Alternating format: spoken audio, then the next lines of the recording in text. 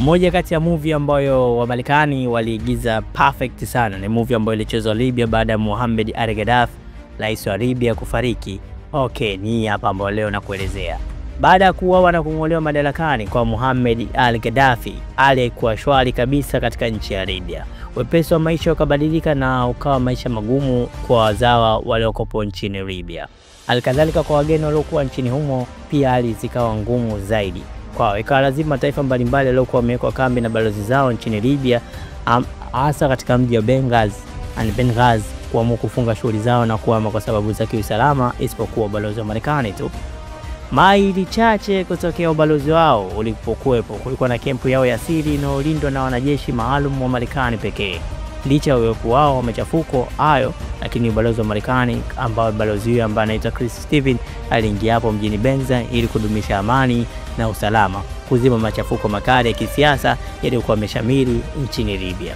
Lakini siku hiyo ambayo anawasili balozi Chris Stevens hapo mjini Benghazi, ndio siku ambayo kundi la wanamgambo wa Ansar al-Sharia waliamua kuvamia ubalozi wa Marekani.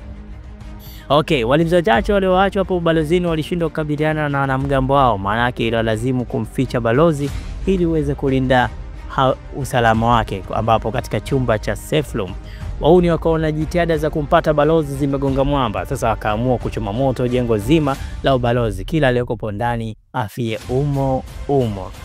Kambi ya siri ya CIA iliyokuwa jirani na ubalozi huo inapata taarifa juu ya uvamizi huo, ambao inaamua kutaka kwenda ubalozini kuisaidia uongozi wa Marekani, lakini kiongozi wao anakataa kwa kuhofia kwamba kuondoka kwao kutafichua uwepo wa kempu yao ya siri. Mwisho jamaa wanaamua kwenda kibabe sasa kuhakikisha usalama wa balozi wao anakuwa salama na anaondoka akiwa hai. Wanafanikiwa kuingia kwenye ubalozi wao ulioibiwa vibaya mno, na wakimtafuta balozi wao lakini hawakumuona wala kupata mwili wake kama kweli kafariki au la.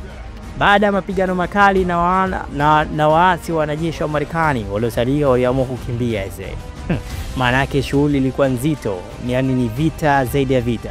Lakini wale wauni wakawafuata huko. Ilikuwa ni vita nzito na usiku mrefu ambao haukuwahi kushuhudiwa. Yani sasa na ule usiku ambao mtu amelala bila kula, unavyojua jinsi gani usiku unavyokuwa mrefu. Ikawa lazimu sasa Marekani kuomba msaada wa kijeshi baada ya kuona muziki huu kuchezewa kwake sio rahisi, yani ni muziki mgumu sana, hata hip hop kuchusha miguu ikawa ni ngumu sana.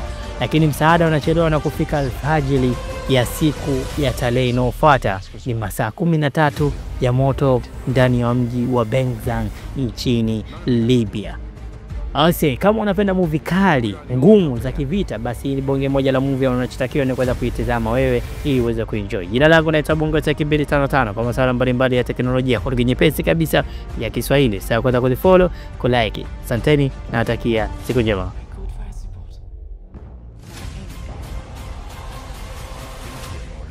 You're in my world now.